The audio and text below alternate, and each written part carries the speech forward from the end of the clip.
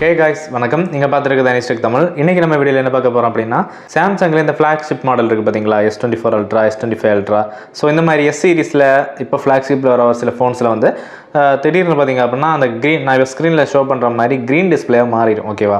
So இது எதனால் வருது, இதை எப்படி சால்வ் பண்ணுறது, இது எப்படி வராமல் தடுக்கிறது, ஸோ இப்படிங்கிற டோட்டல் டீட்டெயில்ஸ் இந்த வீடியோவில் பார்க்க போகிறோம். அதுக்கு முன்னாடி சேனலை மறக்காம சப்ஸ்கிரைப் பண்ணுங்கள். சப்ஸ்கிரைப் பண்ணிட்டு கூட இருக்க பெல் ஐகானை கிளிக் பண்ணி ஆல் செட் பண்ணி வைங்க. இப்போ வீடியோக்குள்ள போகலாம்.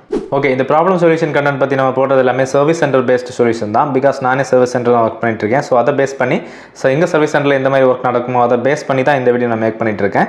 ஸோ உங்களுக்கு என்ன டவுட் இருந்ததுனாலும் நீங்கள் இன்ஸ்டாகிராமில் ஃபாலோ பண்ணிவிட்டு டிஎம் பண்ணிக்கோங்க. இன்ஸ்டாகிராமோட லிங்க் வந்து டிஸ்கிரிப்ஷனில் இருக்குது.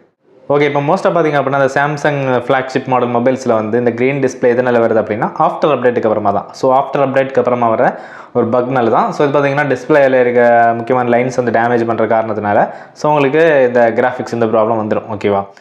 ஸோ இப்போ இதை சால்வ் பண்ண முடியுமா அப்படின்னு கேட்டிங்கன்னா, எஸ், ஒரு சில மாடலில் பார்த்திங்க அப்படின்னா டிஸ்பிளே சேஞ்ச் பண்ணாமலே சர்வீஸ் சென்டர் பேஸ்டு சொல்யூஷன் மூலமாக நம்மளால் வந்து சொல்யூஷன் கொடுக்க முடியும். ஓகேவா?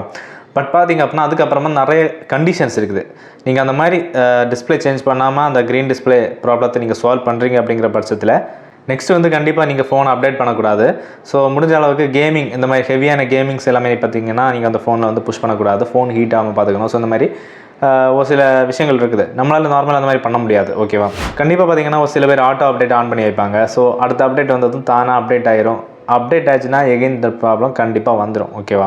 ஸோ இந்த ப்ராப்ளத்தை வராமல் தடுக்கிறதுக்கு பார்த்திங்க அப்படின்னா நான் ஃபஸ்ட்டு சொன்ன மாதிரி முடிஞ்ச அளவுக்கு ஃபோனை வந்து அப்டேட்டே பண்ணக்கூடாது. ஸோ அப்டேட் பண்ணாமல் இருந்தாலும் ப்ராப்ளம் தான். ஏன்னா 7 வருஷத்துக்கு பக்கத்தில் பார்த்திங்கன்னா இந்த சாம்சங் ஃப்ளாக்ஷிப் மாடல் மொபைல்ஸ் எல்லாம் அப்டேட் கொடுப்பாங்க. ஸோ நம்ம ரெகுலராக அப்டேட் பண்ணாமல் வச்சோம் அப்படின்னா ஃபோனும் டேமேஜ் ஆயிரும். ஃபோனோட அந்த ஸ்டெபிலிட்டி பார்த்திங்கன்னா போயிடும். ஸோ அது பார்த்திங்கன்னா ரொம்பவே ஒரு முக்கியமான விஷயம்.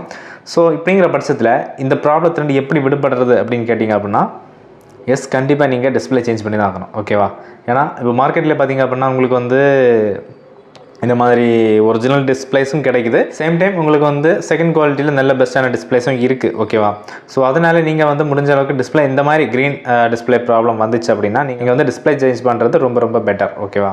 ஸோ இந்த வீடியோ உங்களுக்கு யூஸ்ஃபுல்லாக இருந்துச்சுன்னா மறக்காம லைக் பண்ணிக்கோங்க. என்ன டவுட் இருந்ததுனாலும் கமெண்ட்டில் கேளுங்க. இல்லைனா இன்ஸ்டாகிராமில் டிஎம் பண்ணிக்கோங்க. கண்டிப்பாக ரிப்ளை பண்ணுறேன். இதே மாதிரி நெக்ஸ்ட் வீடியோவில் சந்திக்கிறேன். அது வரைக்கும் நன்றி.